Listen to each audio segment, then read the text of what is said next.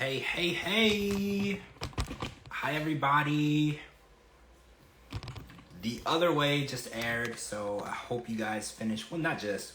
I had a late start. It went off like a half hour ago. Judith. Hi, Judith. Hi, everybody. Kara has arrived. See few 1990s here. Everybody's here. Matt's here. What's up, Matt? We were literally just talking. Hello. Hi. Hi. I'm good. I've had a rough day. I think you probably also had a rough day. It's been a Monday, right? Yes, very Monday. It's been a Monday for me too. And Dee Dee had a Monday too. She told me things were going. It's just been rough, but we're gonna get through this. Definitely in the air. Right? Yeah.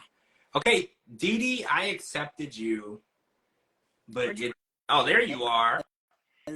Hey guys, how are y'all doing? Good, how are you? I'm good. I've had a rough day, but we gotta push through, right? We gotta get through this. It's been crazy. Yeah, that's to say the least. It was a Monday today. Yep. I just spilled my drink on my lap, just to give you an idea of the type of day I've been having, right? Wow, crazy. Hey Angie. Hey, do your thing. So The Other Way, we're on episode number 2, and it was pretty infuriating. Like, I don't know, this season they've just been infuriating me every night, which I don't know. I guess it's good because it's not my problems. So I'm just, my anger can go away at the end of the episode because it doesn't really involve me. So I'm kind of glad about that. Yeah. But I want to talk about Holly and Wayne, because Holly is making her way to Johannesburg. Wait, I have a question. Wasn't Ronald from Johannesburg as well? Somebody told me on Twitter, they were like, I get Ronald vibes from Wayne. Do you get it too? Yes. I do Yeah. too. Okay, so it's not just me. I get the same vibes. And then when somebody said on Twitter, they were like, you know why you're getting those vibes? They're both from Johannesburg. And I was like, wait, are they really? And they are. They are both from Johannesburg. So I'm interested to see how this is going to go, because Holly and her mom and like 100,000 pieces of luggage are making their way to Johannesburg. And I'm worried from the beginning because, first of all, it's dangerous there. And we kind of learned this when Tiffany and her ex-husband were together. The break-ins and the way people put bars on their homes, and, you know, just the idea of how unsafe it is and how there's not a lot of police like there to protect you. I think that's where it really gets into the worrisome area, because there isn't a lot of protection for you. Like if something was to go wrong, I think the person who was showing the house to Tiffany, or the apartment, she was like, if you scream loud enough, somebody will hear you and they might call 911. That's literally what she said. And this was the real estate agent.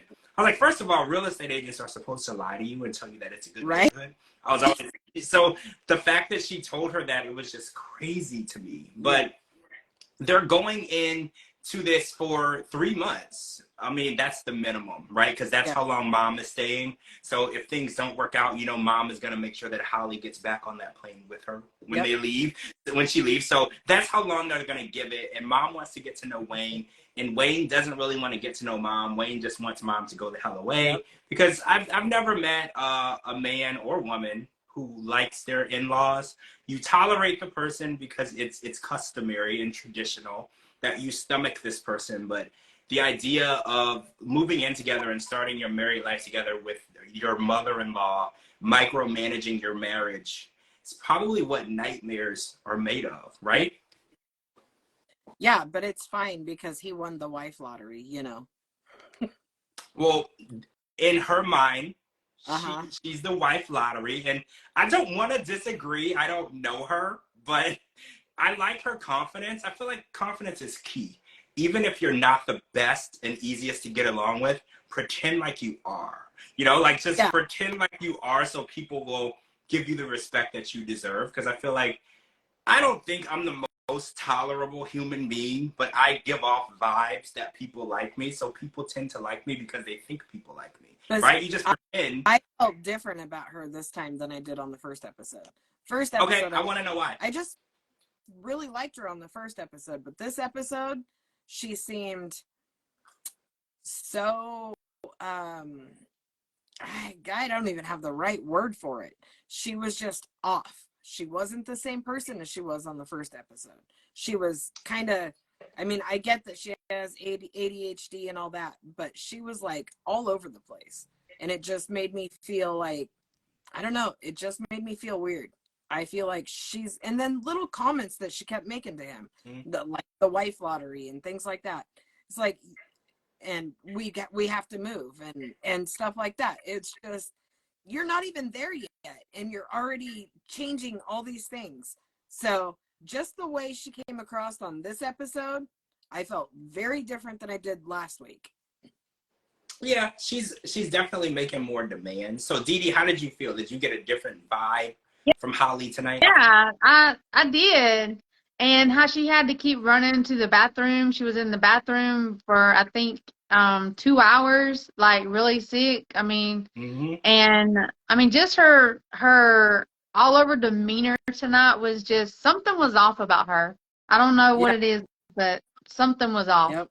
Hey, Donna. And then whenever they were standing there talking to the producer, it's like she couldn't even keep her eyes open, like she was on something or high or something. I don't know. It was just really, something was off with her tonight. Yep. I felt the exact.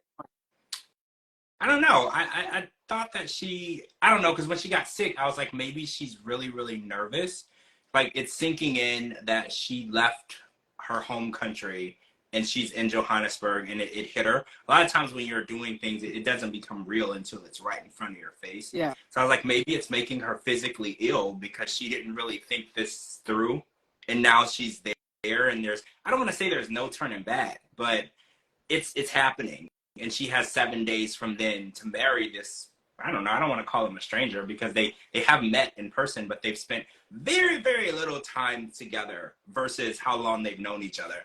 And, you know, adapting to someone is hard. Adapting to living with a cat can be hard, okay? So, like, putting a living person in your house and then adapting to that, that's a lot. And to do that in such a short amount of time and then have your mom there to micromanage the process, I kind of just feel like it's a recipe for disaster. Yeah.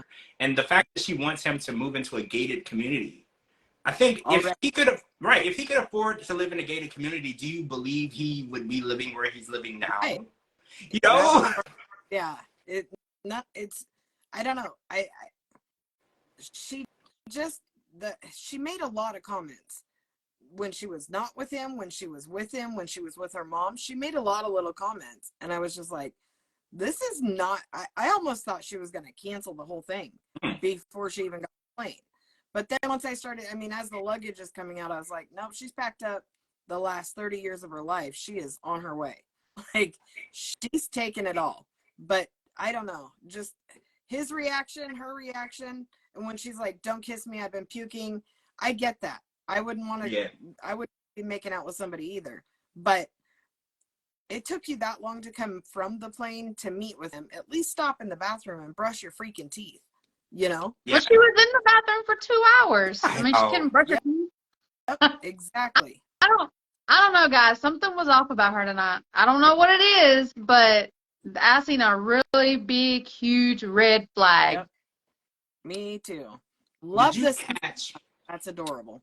Did you catch Wayne's comment about her dress and how he was like, she's like flaunting? She sat down to do something with her shoe, and, you know, her dress was low cut and it was short. And he's like, she's really going to have to change the way that she dresses. I don't want her to be on display. Yeah. And I'm thinking, the first thing I noticed about her in her package was how she looked, her hair, and how she dressed. This is kind of a personal style. So the fact that he's just going to bring up to her now, like, oh, by the way, you need to dress like a nun now. Yeah. I don't like that. I really hate when people aren't open about their feelings from the beginning. Like, if the way that she dressed was going to bother you, obviously, when you first met, you weren't thinking about getting married, but you should say, like, hey, I like people who dress a little more conservative. I don't like everything hanging out. Right. You know, but the fact that he's going to wait until she lands in Johannesburg and then said, bring up, like, hey, by the way, you shouldn't dress like that. Like, I don't like that. I feel like people should be told that. And I don't really feel like you can tell people how they can dress. Like, I get being married, you feel like you have some sort of say in the Yeah. way that person lives their life, because you're kind of joined in that relationship together. You live together, you share finances together, you do things together, but they're still not controllable property. You know, if this Right. is how she expresses herself, like her hair. Like if somebody was to tell her to cut her hair, she's gonna tell you to go to hell. Yeah. You're not gonna tell. That's who she is. She's grown it out her whole life, and I think she said she cut it one time. She's not doing that again. And I feel Yeah. like the way someone dresses is like their hair. It's who they are. Yeah. But also, she gets off the plane, she's wearing that pretty blue dress, but she also had a very long jacket over it. So, I mean, all this way for the last 38 hours, you kept yourself covered, and now you're in the airport, and you all of a sudden have to change your socks or whatever. And so you got to take off your coat and take off it. I mean, she put herself out on display. So I get his irritation level, because even I was irritated. I was like, what is this? But I was already irritated with her, so maybe that's the problem. She wasn't dressed like she had been traveling. She was dressed like she was going to a strip club. Okay. I mean, I get it. I mean, I get it. Everybody has their own way of dressing. I have my own way of dressing, and they ain't nobody gonna tell me what I can and cannot wear. I mean, that's just a no-go. Yep. But there's a difference how to dress when you're traveling and when you're going out to have fun. Yep. She didn't look like she come off of a plane for 38 hours. No, because she took the time to stop in the bathroom, change her freaking clothes, but couldn't brush her damn teeth.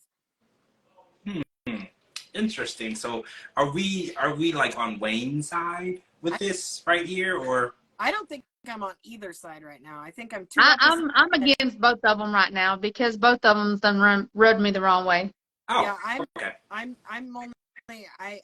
I felt so different last episode than I do right now, so I gotta wait a couple of episodes to see how I'm feeling, because I don't know, that one it just really changed my outlook today.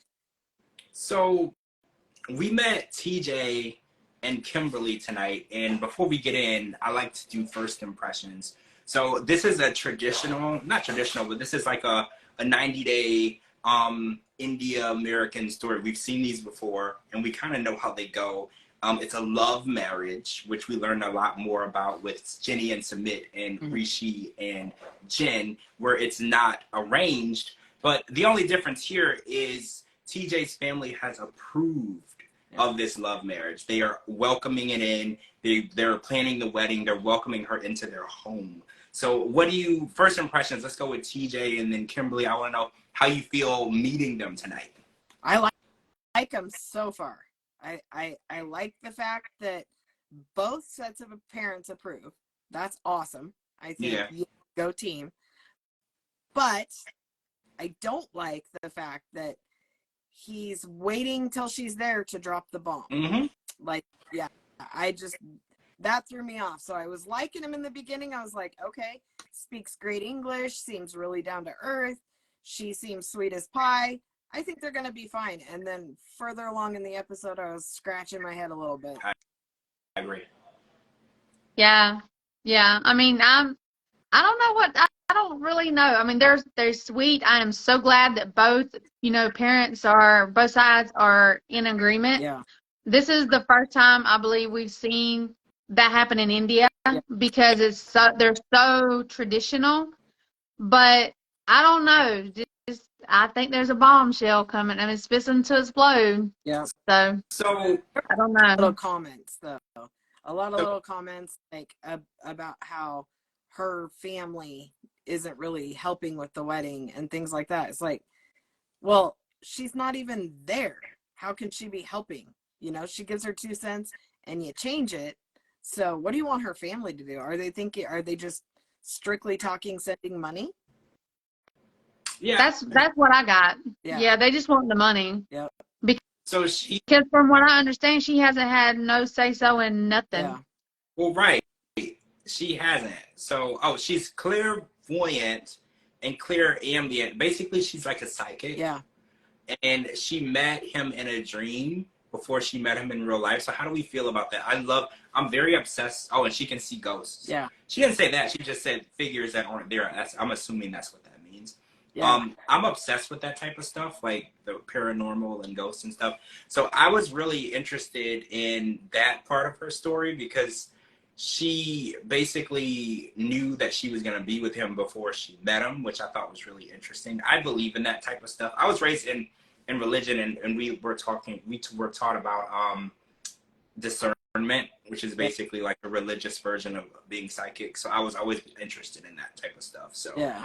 I did like that, but I feel like they have the parents' approval, the Indian family's approval, which is crazy, but I feel like they don't get along well enough that it's gonna work out. Like, they're kind of the opposite of Ginny and Sumit. Yeah. Like, Ginny and Sumit are super strong and they have a good foundation and they love each other and they can make it work. I feel like, but they don't have his family's approval, and they're the opposite. Like, they have his family's approval, but they're never gonna make it work because they're too different. Yeah. And I think that their expectations and communication skills are just bad. Like, I've never met a woman who was gonna get married and they're planning a wedding and she's not a part of it. I've never heard of that. And I mean, it could be Indian culture. Like, maybe you just show up like the man in an American wedding. You just show up and the wedding happens. You didn't have to do anything. That's how it is for the guy in America. Maybe it works that way in India, but I've never met a woman who's going to get married to anyone and she's not going to help plan it. She's not going to pick out things. She's not going to have a say in it. And then the fact that they leave her out and then complain that she's not helping or paying also, I just don't see the communication. And the fact that she doesn't want to live with his family, I think is a huge deal, because living with your in-laws and the family is a test only for the strongest living people, right? Like, and this is forever. This isn't just until they get on their feet. This isn't until he gets his own place. No, he's building her like a little apartment shack in the house. And it's like, this is the whole, right? Like, the whole idea would drive me insane. And they're a very traditional family where the woman takes care of the house, no matter if it's the mom, the wife of the son. You know, the women, they take care of the home. They cook, they make tea, they clean from sun up to sundown, and then the men go out and work. And I don't think that she's gonna be most people in 2023 aren't okay with that typical gender norm traditional situation. Like, even women who grew up that way, they've evolved and progressed, and they know that that's not how we should be living. So I don't know how she would be able to live in the family's household, go by their rules, be an Indian wife, which we've learned through Jin and Rishi is not a typical wife, because, you know, we have housewives in America, but it's much more complicated to be an Indian wife. Yeah. Well, the thing with Jenny and Sumit, we've seen their wedding. That's the only Indian wedding we've actually seen so far. Mm-hmm. And theirs was pretty elaborate. And I feel like that kind of a wedding would be really hard to prepare for in a different country. So you just got to hope and pray that your partner's doing everything right. And it sounds like she wanted her white dress, not knowing that you only wear white to funerals. That burst her bubble. I mean, everything that she suggested has been like, no, we can't do that. No, we can't do that. So I feel like the wedding she's walking into is just done, and surprise. Yeah. It's gonna be stressful. But as far as her living in this tiny apartment, seeing the previews where she's already complaining, just be glad, you know. I mean, these parents say you can live there. Jenny's not even welcome in the house. So it could be much worse. And Sumit's basically disowned. So it could be much worse. Also, Portuguese Princess says the men's side plans the reception, and the men's side plans the reception, and the women's side plans what's called the ladies' party, where the brides come at least. That's how it works. Okay, so they're probably talking about the ladies' party is what her family should be planning. But would they plan it correctly though? Because they don't know the culture. No. Like, I wouldn't trust someone to plan something that they don't understand. Yeah. You know, so I get it. Maybe they should just call and say, hey, this is how much it's gonna cost. It's customary for you to handle it, and we'll make sure that it's to our culture and our liking. I do think that her family going out there for the wedding, there's going to be some clashing. And I feel like we're going to see some good old-fashioned family-to-family fighting, you know, because I do feel like those little comments, like you said, those little comments, they're going to come out and they're going to say it. and people aren't going to bite their tongue, and there's going to be some going back and forth. I can see it. Well, I mean, if you flip the table and we had her here and him there, and he was coming here, and she, you know, how much involvement is he going to have? You can't just tell him, well, plan the wedding, have your family plan the wedding. Who are they going to call? They don't know anybody here. They don't know a good place to have it. They don't know any of that. Just like we don't know any of their stuff. So I can't imagine trying. I mean, I would have to live with somebody for like years just to, you know, educate myself on their culture so I knew what I was doing and try to learn the kind of places that we need to be and stuff. I think it's crazy that he's expecting her to have more to do with it than what she is, in my opinion. I do too. Yeah, this is a recipe for disaster. Yeah. So Yeah. I agree. And she said that he's really dismissive, and you know how I feel about dismissive people. That is like my biggest pet peeve. Like, if I'm going to tell you my feelings or how I feel and you dismiss me, like, we're never going to talk. Like, I can't stand dismissive people. They listen to you, they pretend like they care, and then they just dismiss you like you're not there. I can't stand that. And that's her biggest, I think, complaint. She said, I feel like he's dismissive. Whatever I say I'm not happy about, he just doesn't care. And that's a red flag in itself, because when you can't be open and honest and have a conversation with the person that you're going to marry, or they don't, or you can and they don't care, both of those are huge red flags. You should be able to be heard and understood. But we've learned, since as long as we've been dealing with the other way and couples going into India, the wife going into that situation doesn't have a lot of say. The mom is in charge. The matriarch, the woman of the family, she's in charge, and you just kind of go along with what makes her happy. And I think that a lot of women aren't going to be okay with that. So I'm worried that Kimberly is getting herself into something that she's going to end up having to get back on a plane and run away from in the future. Also, she did live there for a year, not with them, but she lived there for a year. Oh yeah. Yeah, but they had their own apartment. That's really different. When you in your own apartment, you can do whatever you want. Now want to be living on top of their house in like a little bitty studio apartment. But what I'm saying is, I can't. What I'm saying is that she lived there for a year, so she should know of some of the cultural, you know, some of the things done in a wedding.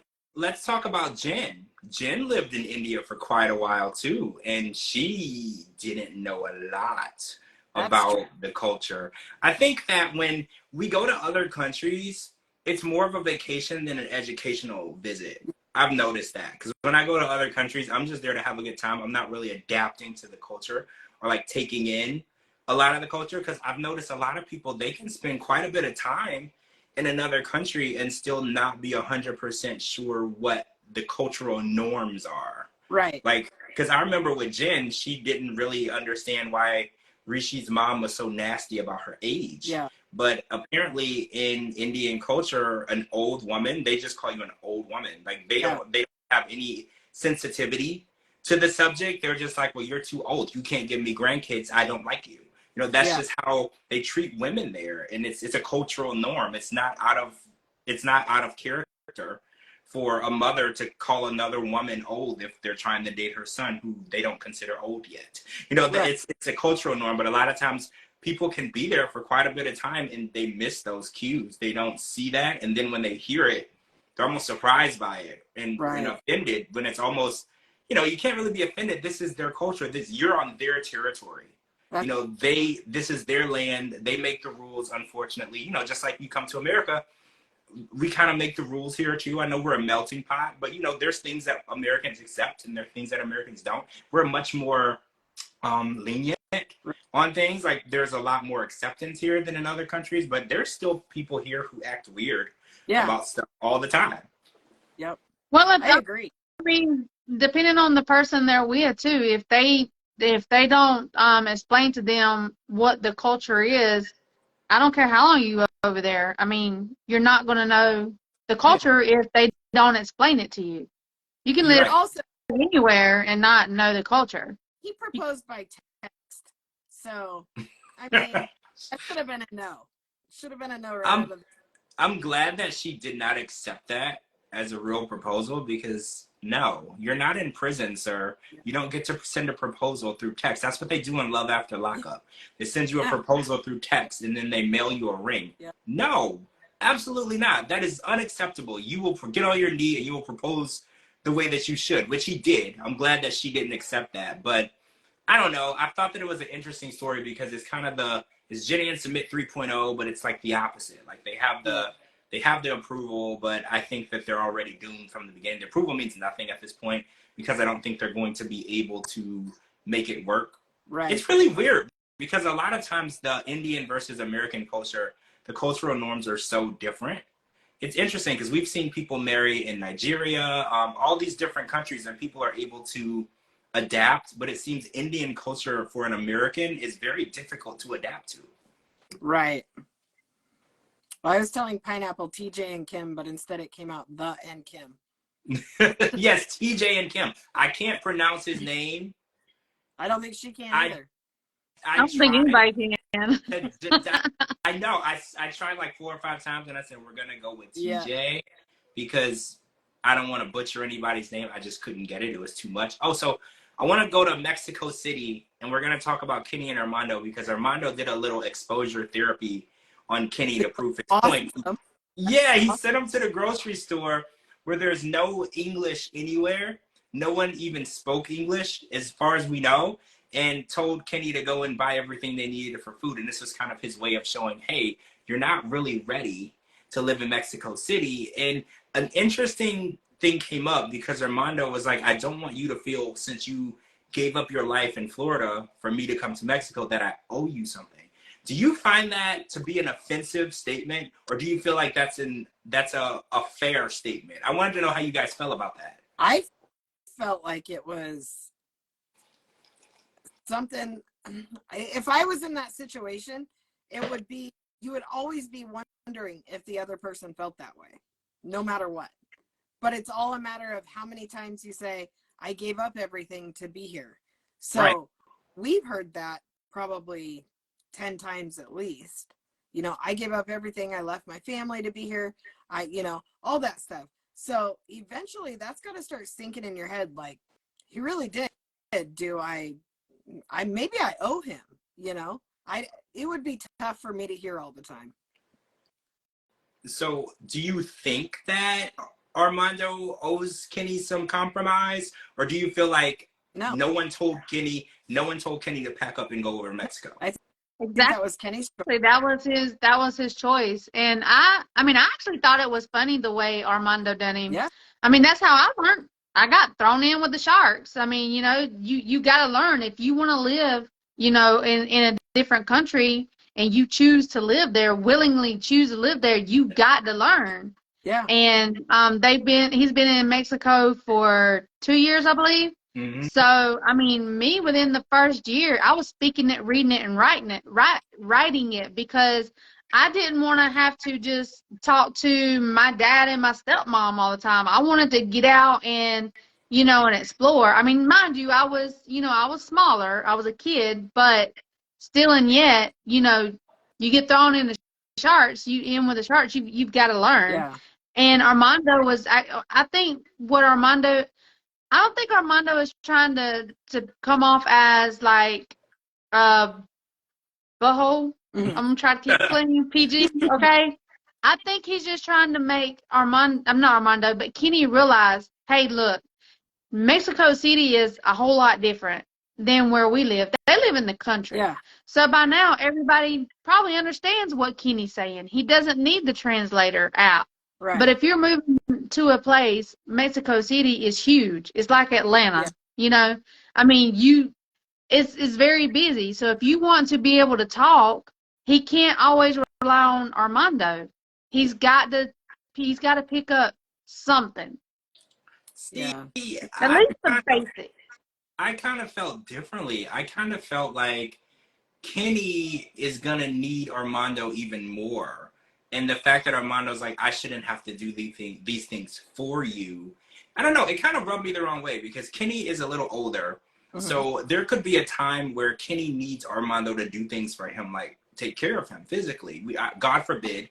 But it kind of made me feel like Armando's not willing to do that for him. Like, he feels like, if you ever become a burden to me, that's not what I signed up for. So when he said that, I kind of was like, I don't know, I kind of felt like offended by it. I was just like, why would you? I did not. I didn't get that. I took it as, you have nagged me and nagged me and nagged me to move here. And I'm just going to give you a little taste of what it's going to be like if I'm at work and you have to do something. This is what it's going to be like. Can you handle it? And he showed that he couldn't handle it. I would do the same thing.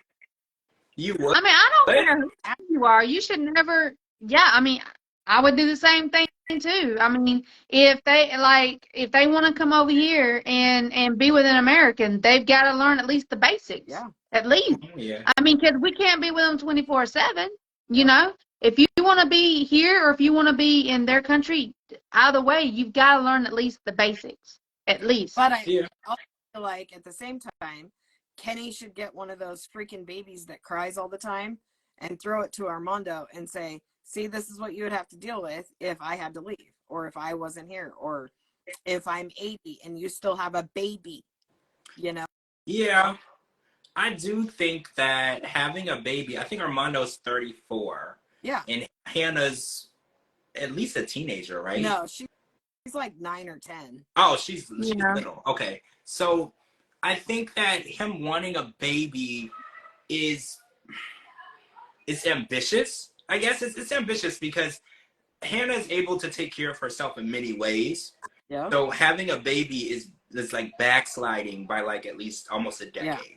So like to go from having a almost independent child, you know, she can eat, bathe, clothe herself, do a lot of things without anybody helping. So to backslide that many years, I think that he's not understanding how much work that a baby is. Yeah. And I'm not sure how long that he and his ex-wife were together, because he may have had help when Hannah was smaller. His ex-wife, when she was alive, she may have possibly been helping him with her when she was smaller. His sister was with him all the time, helping him raise her. And his parents there. He wasn't all by himself. Him and his sister had that business together. So she helped him a lot. Yeah, so you're right. He wasn't all the way along. His mom and dad was there as well. So he always had help with Hannah. Yeah. I mean, there's some miscommunication somewhere. Yeah. I mean, there is, because how is it that Armando is still consistent that he wants to have a child, but and Kenny's still saying he doesn't want to have a child, or if they adopt, he wants a child like around Hannah's age. Yeah. So I mean, there's some miscommunication somewhere. See, and if they adopted a child that was around Hannah's age, I think that would be a little easier to juggle. Yeah. Because if they adopt a new baby or have a surrogate, that's like brand new. You get it from the hospital. And I don't think either one of them is ready for that, No. And I think that would break Hannah's heart. I love how Kenny was with Hannah tonight. I thought it was such a precious moment, and the love that he showed her was awesome. But that doesn't mean that he wants to jump into having another one. No, like he's raised he's got grandkids. Like I feel like once you go through that, you're done. You enjoy. But I think that's what happens when you get into a relationship where there's such an age gap. Yeah. You're at different stages of your life, so you both want different things. Yeah. And I think that they didn't think about that. When they fell in love and they met, they didn't realize like, oh, well, there's like almost a 30-year age gap. What I want in life and what he wants in life are going to be completely different things. Yeah. Because Kenny's lived his life and he's like in retirement stage, and Armando is still experiencing things for the first time. Yeah. Like he's literally still experiencing things for the first time. So they're in a completely different world from each other, and they're trying to coexist. And these were the problems that, even David and Annie went through, because David was the same way. He was like, I have children. I definitely don't want no more. And Annie was like, well, I want kids. I don't have any, and her being so much younger, why wouldn't she have kids? Yeah. It's in her culture. I think to be a complete woman You have to have kids. Yeah. Like, it's just a cultural thing. So these are the relationship things that people don't realize when they get into those relationships with such an age gap. Yeah. I really do think Yeah. that it's going to be a hard transition. And I don't think Mexico City is the right place for them. After what I've learned from you, Dee, about it, and how, I mean, Hannah is on board. And I think children are usually on board, because when I moved cross country with my mom, I was probably 15. I was so on board with it. Yeah. I just recently moved cross country. The worst thing I've ever done in my life. Like, so much work, stressful. I'm surprised I didn't have a stroke. So I feel like at a younger age, it sounds so much better than it is. Because like now, if someone's like, would you move cross country again? I was like, to a grave site, like not while I'm alive. Like I would never do this again. Like never. It was so stressful. So I do think that baiting Hannah into saying she was interested wasn't cool. Okay, like that wasn't cool, because children are always interested. That's like asking a kid if they want to go to McDonald's or asking them if they want to go to Disney World. Like don't do that and then use it to your advantage. I didn't like that. Don't do that, because you know children are easily influenced. And dangling something amazing in front of a child. She's moving from the country to this big, beautiful city. Yeah. Of course, she's going to be on board with it, but don't use Hannah as a way to get what you want. I didn't like that. I agree. Yeah, I'm in total agreement. All right, so Kirsten got released from immigration, or is it customs? It's customs at the airport. Customs. Yeah. So they wanted to ask her questions, and they checked her luggage, and they wanted to know if she brought Julio anything from her country, which I'm assuming drugs, right? That's what they're looking for, right? I don't know. I'm so confused by all this. What do they think that she was bringing over? Well, that's kind of what she made it sound like they insinuated. Right. Why would they assume that that would come from the Netherlands? I don't know. That was so... I don't understand. Do they not have people go to the New York airport from the Netherlands? I mean... It's an airport. Don't people fly in from all over the world? Yeah, well, I thought when you come from overseas, you can only go into New York or LAX. Aren't those the only two hubs for international flights, or am I wrong? No, that. Really? I had no idea. I heard that you could... No, you guys. Y'all know I don't fly. So. Oh, yeah, you don't know. I'm pretty sure I don't know. When you fly from over international, you can only go into New York and LA. I could be wrong, but that's what I was told, that those were the only two hubs when you're coming from overseas. Cara, tell me if we're right. I know Cara is quick on her phone. I have to find out, because I didn't. I don't know. At the airport, remember I had to take one of my H2As to the airport down close to you, and it's international. Yeah, and he was going back to Mexico. Right. You're right. So, it is an international. Okay, so maybe I'm wrong. Maybe you can file, because someone is saying, what about Miami? Because you can definitely take Miami and go out into Mexico, into South America. That's true.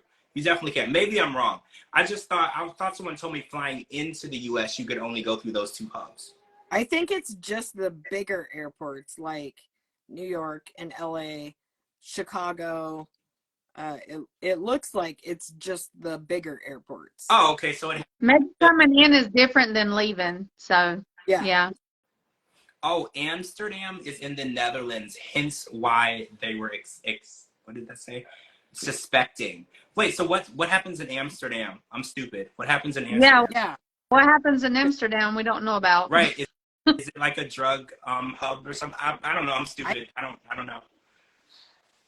That's interesting. See, I love learning new stuff. No. I'm so open to learning about new things. That's kind of why I like 90 Day Fiance, because I get to learn about different cultures and different countries, and watch Americans struggle to adapt to it, because we're so simple and basic. Well, wasn't Jesse from Amsterdam, and he never had problems flying in? He was.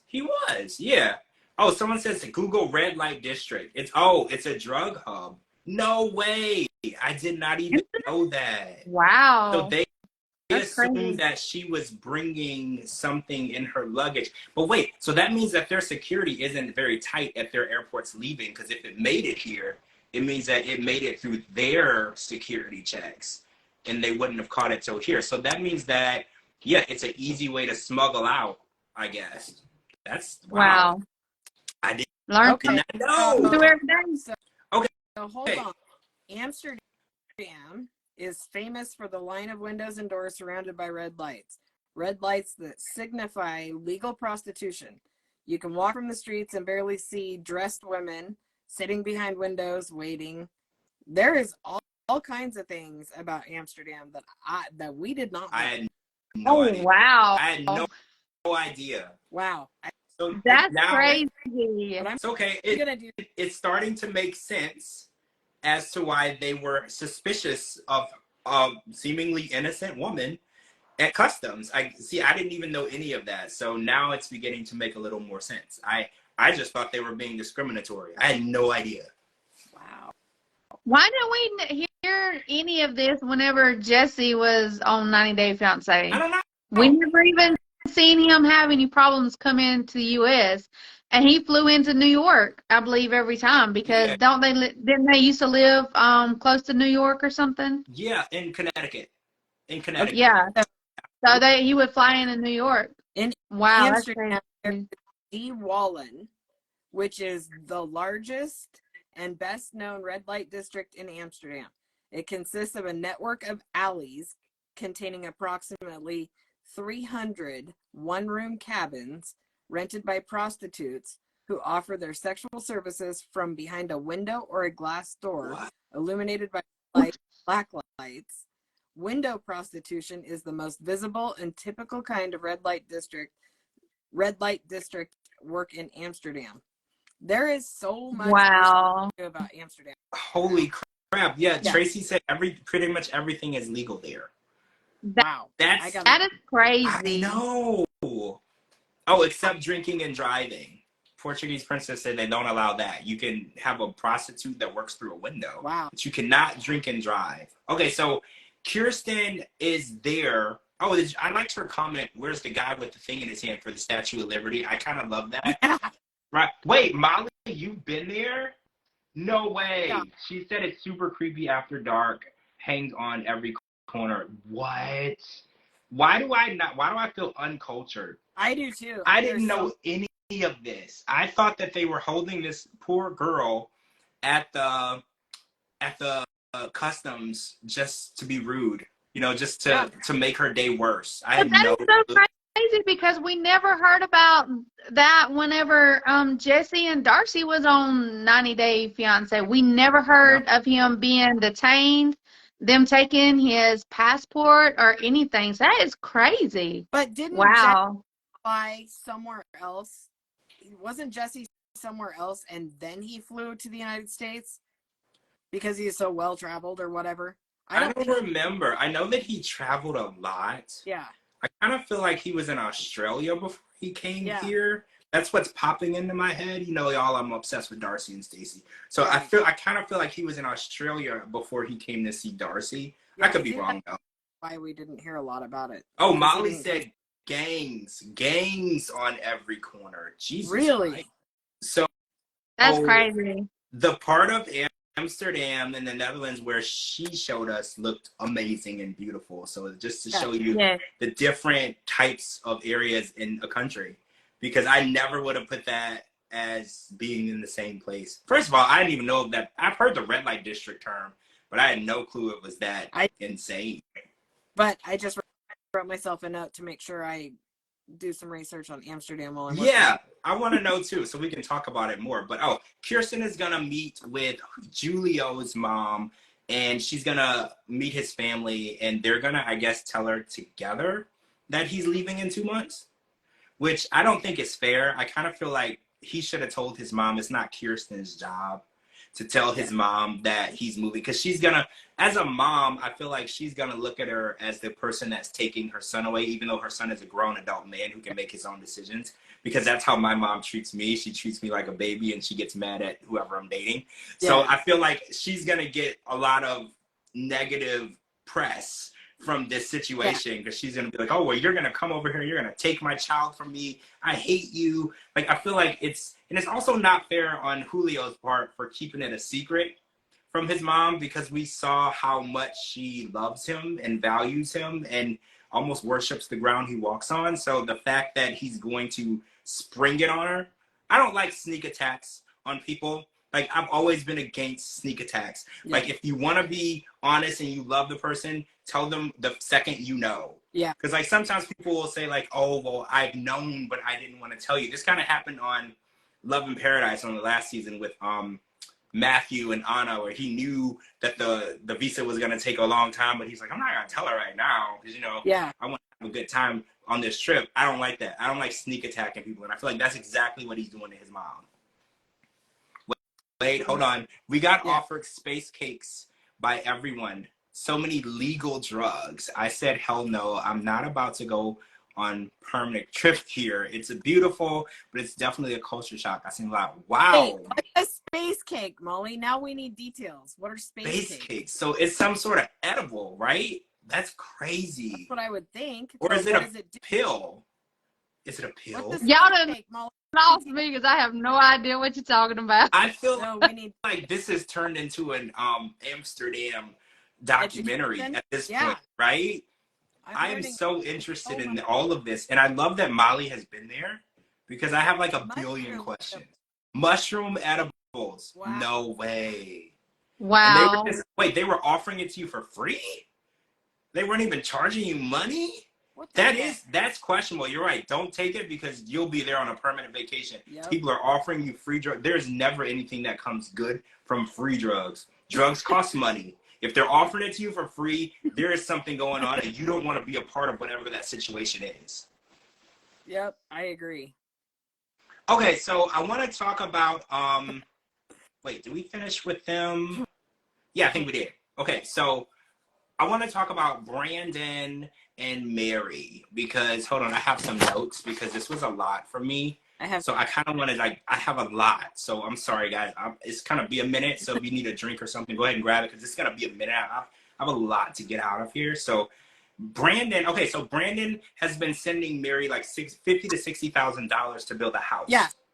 So he did have a job. What the hell? Right, and he said that he made this in a year, which he didn't just have a job; he had a decent job. $50,000 to $60,000 in a year is not just a job. We're not talking about Burger King. Right. Like that was a decent job. So I was pretty surprised by that. And then they kept showing the house that she was living in with her grandparents. Am I right or wrong? They didn't show any house. Right. So I was wanting to see pictures of this house that he bought. And paid for. And when they kind of made it look like that was the house that he was paying for having built, but last week it looked like the grandparents' house. So I got confused. I was confused too. Thank you. So okay, you got that too, because when she was introduced in her package, she said, "I live with my grandparents." They showed a picture of that house, and then when he was talking about the money he sent for the house, they showed her in that house, the outside of that house. So I was like, "Is this house one and the same?" Yeah, because there was a tsunami that destroyed either. He said her house, but I was assuming the family home because she couldn't have her own house, right? I feel like when would she have time to work? She's busy calling everyone a liar and a cheater. When would she have time to do that? So it had to have been maybe only 12. Right. Like when would she have had time to have a house? So I'm worried because he's arriving in the Philippines with $250 with no credit cards, no backup plan, no plan B or C, and hoping that the house that he paid for is actually standing because that's where he's going to have to live because he literally has no money because $250 can get you what, 3 nights at the hotel maybe, and he would never even have money to get back home. I'm pretty sure a ticket to Thailand, or I'm sorry, to the Philippines is $2,000. So first of all, what the hell, right? Like what the hell is going on? Where did this guy get $50,000 to $60,000? Because he's living in an RV in his godparents' driveway. There's so many red flag questions that I have. And the fact that he was able to come up with such a large amount of money and he just handed it to someone. That bothers me too. So to get a really nice house in the Philippines, it's around $20,000 US. So wait, does that mean that he built like a mansion or did he not build anything and he's just been giving his money away? I think he's just giving his money away, but according to what I'm seeing, it doesn't cost very much. So that's even more disturbing because he's bought 2 houses, 2.5 at this point, and I'm scared that he's gonna get over there to no house. Like and then the fact that she kept saying like, "Don't come here, don't come here," like that, oh wait, let's talk about the plane ride. Well, hold on. Angela, she showed up to the airport to say goodbye to him, his mom. And I thought that that was good because I know that she doesn't agree with what he's doing. And I know that they didn't have a good relationship. And I know it's her fault.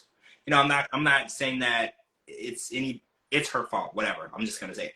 And I'm just glad that she was there to support him because I've always believed being a good person, a good friend, a good parent means supporting people even when you don't want to, even when you don't agree with what they're doing, even when you wish that they were smarter. You still support that person because you love them. They can be doing something so damn stupid. If you love them, you're going to be there for them. So she showed up. I was happy about that because as much as he doesn't want to admit it, he wanted her to be there.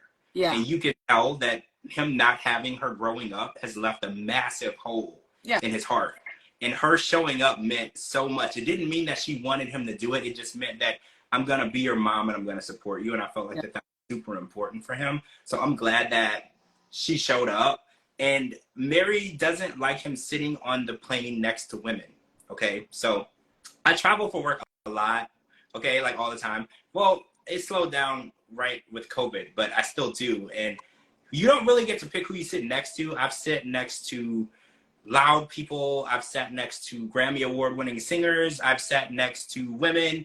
I've sat next to couples who made out the whole flight. No, you don't get to pick. Yeah. It's kind of a game of the lottery. It's the chance. Yep. You don't know. So she's like, oh, you're flirting with this girl. You're going to fall in love with this girl. I hate you.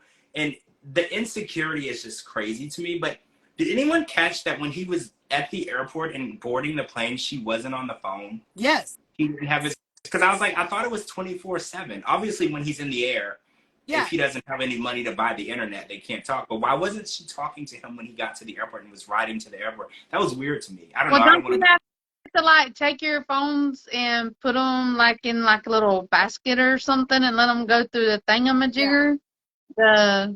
Whatever you call it. You don't have to hang up, do you? Do you have to hang up to do that? I don't know if you do or not. I've never FaceTimed somebody 24 hours. Me neither. You're right. When I go through neither. I mean, I know like when you get on a ship, you have to go through the what do you call them? Metal detector thingamajiggers?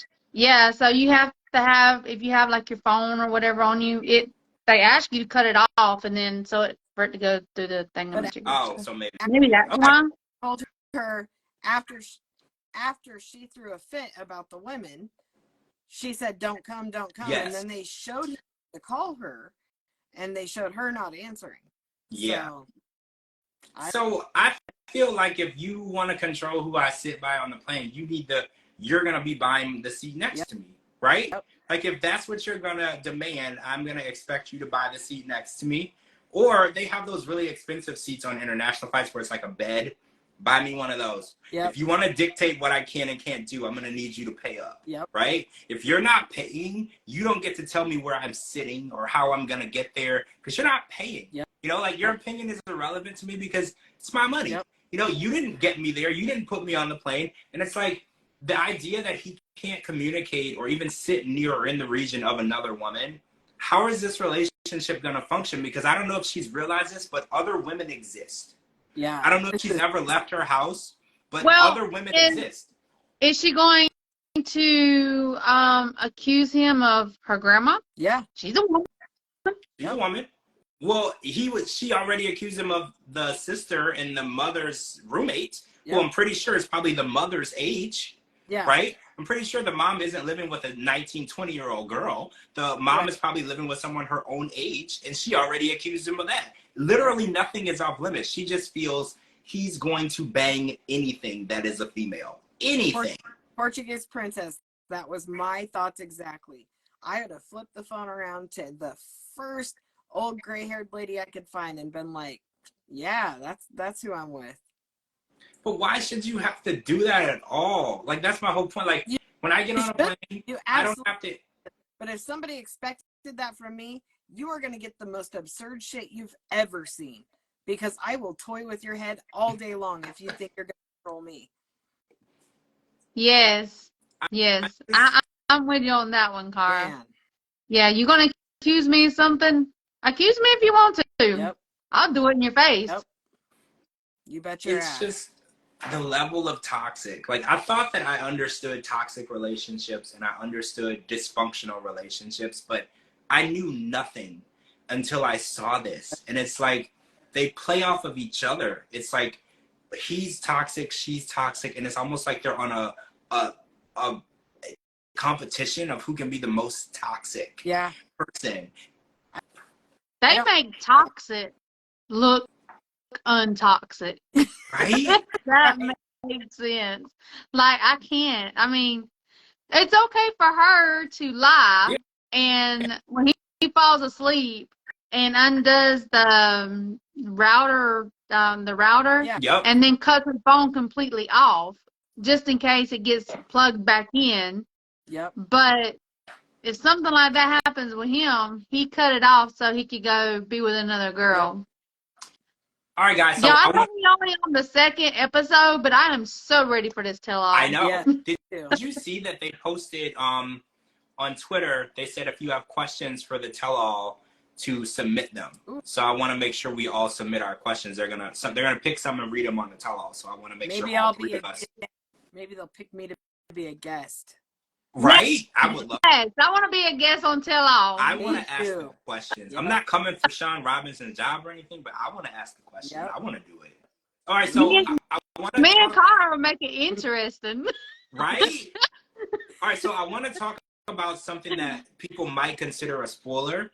So I want to warn everybody before we get started on this conversation. We're going to talk about some information that came out last week on Instagram. So if you don't want to know, this is your cue to mute this or leave. I don't know, whatever you want to do. But I want to talk about this because two things came out last week. So apparently in April, Brandon's mom posted photos of Brandon and Mary's wedding.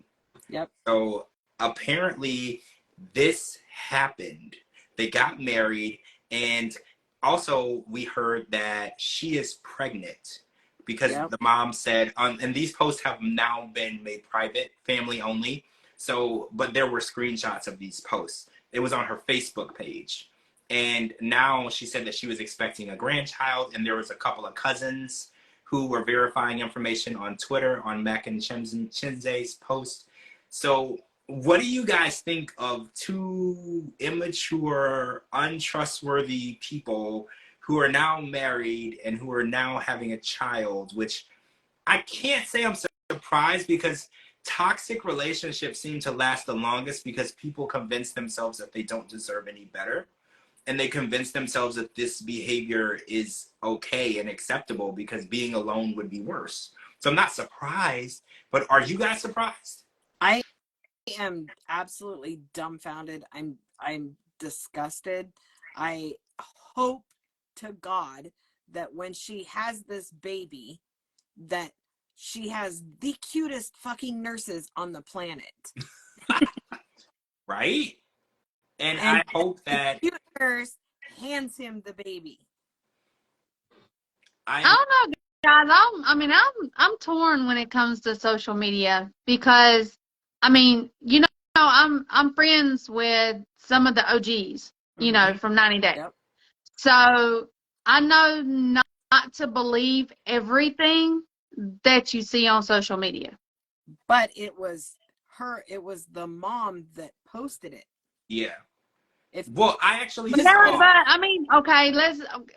mom posted it, but wedding photos. I actually saw the wedding photos. I've seen it too. I've seen everything that y'all talking about, but I've seen stuff that has been said about people I'm friends with that was a lie. As have I ever seen actual photos of them. You know what I mean? I mean, we already knew they was probably going to get married. You know what I'm saying? Yeah. But that wasn't a big shocker. But I don't know. I mean, if it's true, if they are married, and if she is pregnant, hands down, I feel sorry for the baby because them two do not need a baby at this time. You know what I'm saying? They're too toxic. Totally agree. And I agree. And what if it's a little girl? Is she gonna accuse him of doing something with the little girl? I mean, that's just how she is. Probably. Yeah. You know what I'm saying? You've got to And have some kind of trauma in your lifetime to think that you have to stoop that low to deal with that kind of toxicity.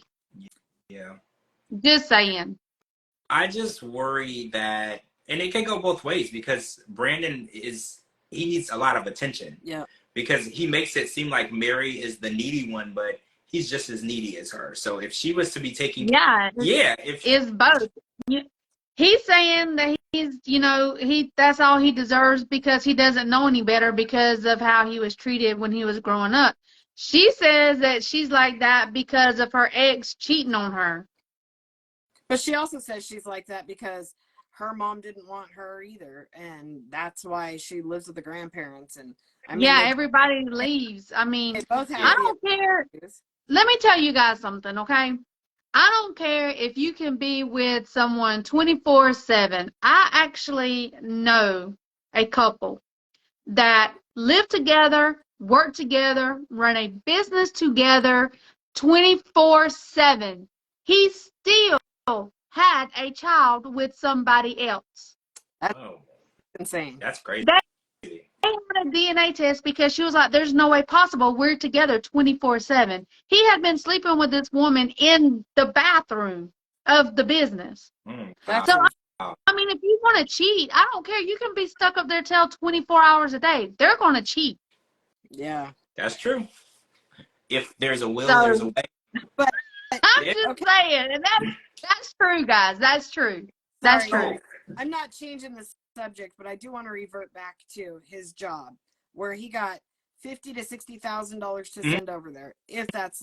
But then almost in the same breath, it was, I've worked as a dishwasher, I've worked as a car washer, I've worked as this. Okay, so let's say that you worked at all three at once and you made the 60 grand or whatever. But you also said you were fired left and right for being on the phone with her. So unless you had 3 other backup jobs and you're just constantly working while you're on the phone with her, there is no possible way. There's just no possible way. So I think that's bullshit. You think the amount of money is bullshit? Yeah. Or I don't think he sent that kind of money to her. Well, no, I don't either. When he said that he had been through living in his car, to not having anywhere to live at all, to I just don't see him having that much money. I don't know, I hate to say that, but I just don't see him as the person who would work long enough, especially the whole time he's known her. He's known her for 2 years. Yeah. And she doesn't allow him to do anything. Right. So making that much money is literally impossible for him because it would require 8 to 10 hours a day, at least 5 days a week. To make that type of money, there's no chance that she would give him more than 25 minutes a day without saying that he's cheating on her. I would say maybe 15 minutes a day without him saying that he's cheating on her. So if he did send her that money, where did he get it from? That was what no job on the planet. I don't give a shit how bottom of the barrel it is. Nobody's going to say, oh yeah, bring your phone with your girlfriend on it. And focus on that, not really your job. And I'm going to pay you a crazy amount to do it. Yeah, no. Because didn't he say too that that he had I think he said a office job and he lost it because she got mad because he had to have conversations with the receptionist. Yeah. That's crazy. Coworker. She doesn't want him interacting with anyone at all. That's why I think it's impossible for him to have made $50,000 to $60,000 because I don't know any job where you can make any money at all without interacting with another human being. There's not very many jobs. Even if you work in a mine, you're not the only one in the mine. There's other people down there with you. Okay, so I don't know how it's possible that he would be able to work any type of job where he has no human interaction. I don't know any jobs that pay good where you don't. Maybe a groundskeeper at a cemetery, maybe because all those people are dead, right? Maybe, possibly, I don't know. Maybe, but you still working with people when you dig in the grave? Well, yeah, you're right. When you buried her, did you like her when you buried her? Did you talk to her when you buried her? Then don't. Did you have sex with her when you buried her? That is exactly what she would ask. Like, what did you do to her before you put her in the ground? Well, how do I know what you were doing with her? Is she pretty? Is she pretty? I can't with her. Like, I know, and I don't want to like make fun of her or whatever, because if it is a mental condition of how she feels, whatever, I don't know that. I'm not a doctor, but I just think that until she gets her jealousy under control, her insecurities under control, I don't see how she's ever going to have a healthy relationship with anybody, like at all. Because she's a child. She's an immature child. Plain and simple. That's 100% accurate. She has no understanding of what it's like to be an adult at all. Oh, and somebody said that they doubted that the baby was Brandon's. How do you guys feel about that? Do you feel like it's definitely his, or is it in question for you? Well, I'd have to see the timeline, but yeah, me too. When somebody did say that, I was like, well, she does unplug her router and disappear for times. So I was like, any one of the boys at the playground. Well, I mean, she said that she's a virgin. There's no way possible she's a virgin. Nope. When did she say that? I missed that. She's a virgin. Whenever she went to the park with her friends, when she said that she was a virgin. That she was scared because she heard Americans have big, you know what? I heard that part, but she had a boyfriend before. She wants us to believe that they were never intimate ever. Yeah, exactly. I mean, I grew up in the church and I wasn't, okay, we'll let that, okay. Got it. She said she was a virgin and she was nervous because she was told that American men have big penises and she's scared. So all 5 of those little boys said, when we hit puberty, we'll all show you how it's done, so you're not scared. But they haven't hit puberty yet. There's so much. This is complex for me. This is a lot. These are children. These are children. I think that they're adults, but like in the mindset, they're all school age children in their mindset. I think they're all adults, but they're adults playing adult games. Or no, they're children playing adult games, and I think that's the scariest part. I believe Brandon is 23, not so much maturity wise, but I do believe he's 23. But looking at her, I have a very hard time believing she's even of age. Well, no. She is. She's 22, I believe. That's what she says. I know that TLC verifies ages. I know that for a fact. So she would have had to show that she proof of age and citizenship, because they have to pay her. So her appearance on the show, they have to pay her, so they have to verify that information. They can't just hand money to anybody. Barely 18. I think she's probably of age. I think that in their culture, they do look a lot younger. I agree. I do. I've noticed that. I believe she's from the Philippines. In Thailand and the Philippines, they age much slower than we do. I agree. They look a lot younger. But I'm not just so much concerned with her appearance and her friend's appearance. I'm just the mentality. Oh. I mean, yeah. Somewhere in there, you have to mature. You just have to mature. You don't. Oh no, Cara. I know some people that's on in their 50s and 60s, and they still act like immature children. I'm not saying I'm mature. I still giggle at farts and penises. I do that every now and then, but it's just the principle that the way they talk, though, just go back and watch them sitting at the park and listen to these little kids sitting in a circle talking. It's just, I know. I got it. I get it, because I was like, what are they trying to say? They actually said, they came out and said something else, but we all know what they meant. Yep. So it's just like little kids sitting there, and I'm just, I don't even care if they look 10 or if they act like an adult and look 10. That's one thing. But if they say they're an adult and they act 10, that's another. That really, really bothers me. I get it. It's such immaturity, and you know, if this is true, there's a baby entering into this situation. And it's it's scary. And it's like, which one of them is gonna work? Because that was my next thing. Because Brandon's like, I have like no money, $250. I don't think she works, and I don't think it's possible. Because when she turns off the router, she's not going to work.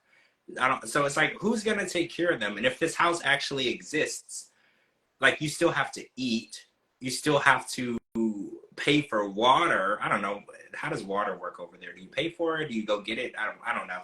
I can't answer that. But you still have to have money for expenses. You're like, life is not, you can buy a home and still have nothing to put in the home. You need electricity, you need food, you need water, you need clothes, you need all these things. So I'm just confused at what their plan is, because their plan is, we're going to get married and be together.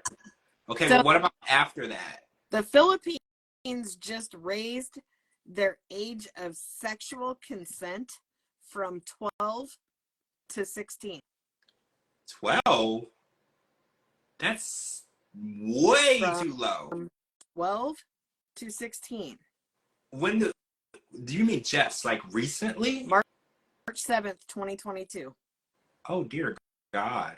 That's scary. That's very scary.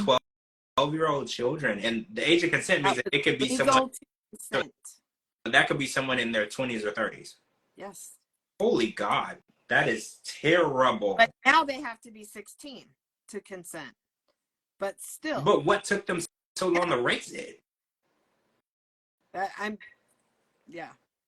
That is very, very disturbing. That's very disturbing. Wow. I don't even know what to say. Whew. So much research to do tomorrow. I know. I feel like we have a lot. We have a lot to. Well, yeah, actually, Prince, that is true. I have seen documentaries on child prostitution over there. You're 100% right. Because didn't Jared from Subway say that he went over to one of the European areas because there was, you're 100% right. And they kind of looked the other way because that's kind of what they were saying in the documentary, that people were going over there and doing horrible things with people way underage, and nobody was really paying attention because that was kind of the focus of the documentary. Yep. Oh, it's on Dateline. It's on Dateline. Okay, got it. I've got so much research to do. Yeah, we have to figure this out. Oh, someone said child brides. Wow, this is getting dark. This is getting dark. That is so. That's crazy. That is crazy. Donna. Yeah, she's like, and we thought the Netherlands were bad. Right? Still thinking. Oh, the movie Sound of Freedom.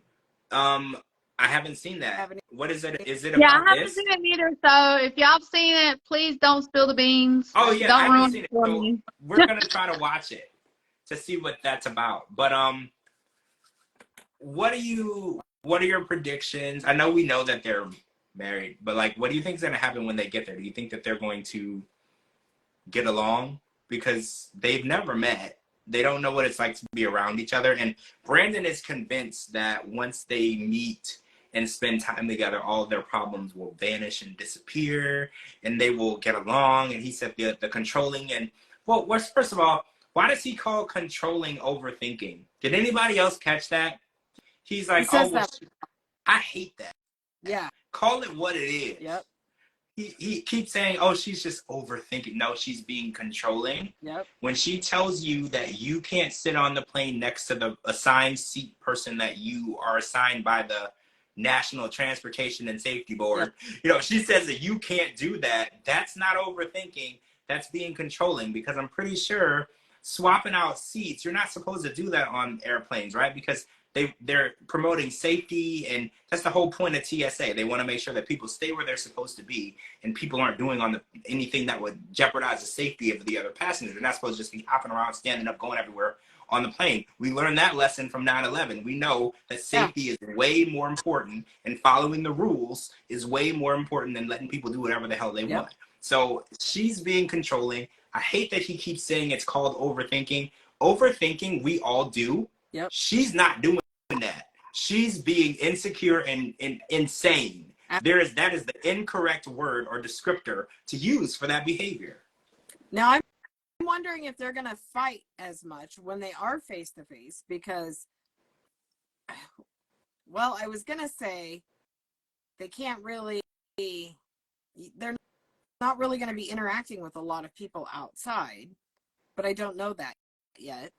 But well, no, on the previews they have a huge fight and she tells him to leave. Yeah. But I'm just wondering if that's because her grandma was wearing a short nightie. Like, oh my gosh. Possibly. I'm just saying. It's gross. I don't know. That girl, I don't know. I don't have a prediction. I have never not had a prediction for a 90-day person. Never. But I'm horrified at what's to come. Me too. And we're only 2 episodes in. Yep. Right? Yeah. Like, to be left speechless and just out of control at this point, it's crazy to me. And I just really, like you said, I'm scared. I'm scared of what's going to happen, because especially if there's a baby being brought into this, I just worry, you know, because children don't understand insecurity. They don't understand controlling. They don't understand any of that. They just know that they're not getting what they need from their parents. You know, that's children are the innocent ones in this.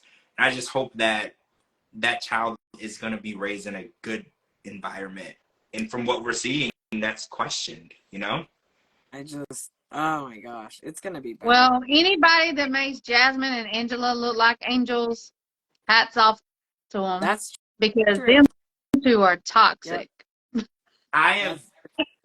She's done beat them, so. Yep. Yeah, Jasmine is normal. Jasmine is completely normal at this point to me, based on this. Like, even her requests, she's still normal for what she wants from Gino, and even her lying to him, and she's still a better fiance to me. You know, at least she listens to him. At least she lets him leave the house or go places on his own.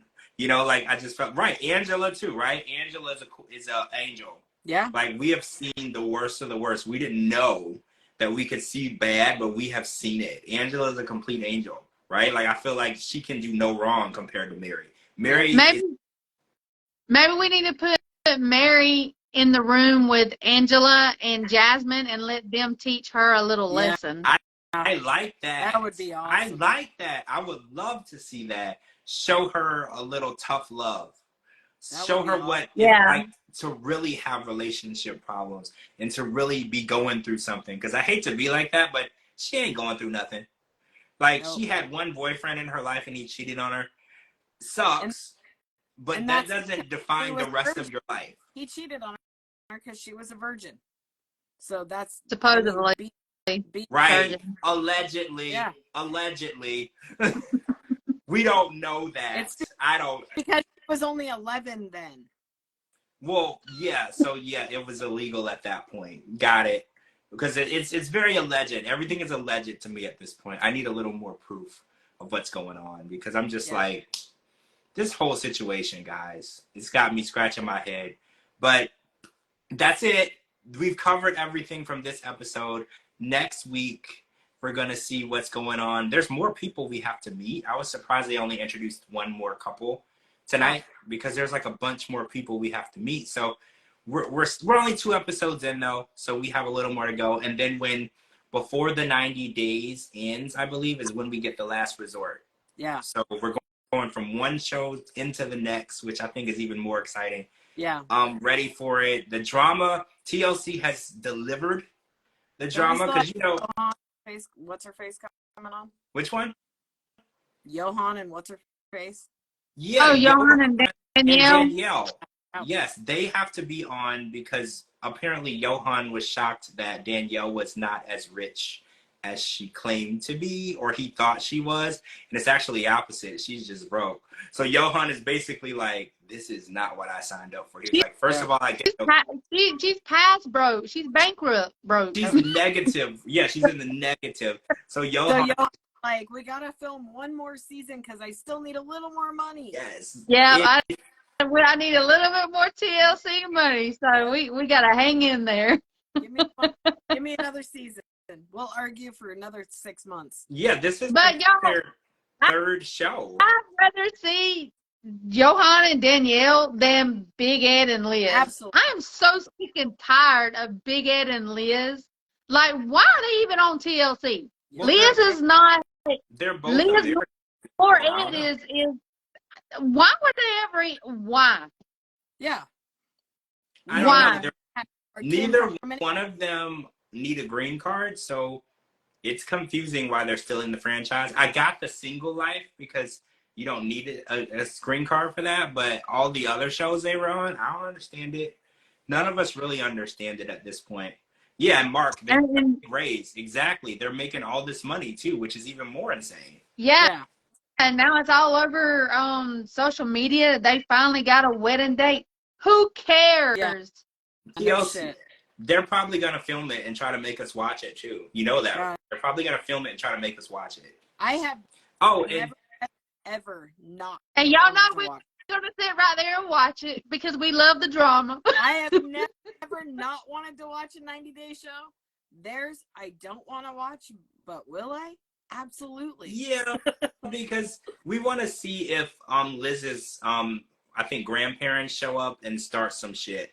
That's the only reason why we're gonna really watch. We want to see if somebody says when the preacher asks if they shouldn't be married, if somebody actually says something. That's the only reason why we're gonna tune in. We just want to see the drama. We don't care. We just want to see if somebody feels the same way as us and actually is gonna say something. Yep.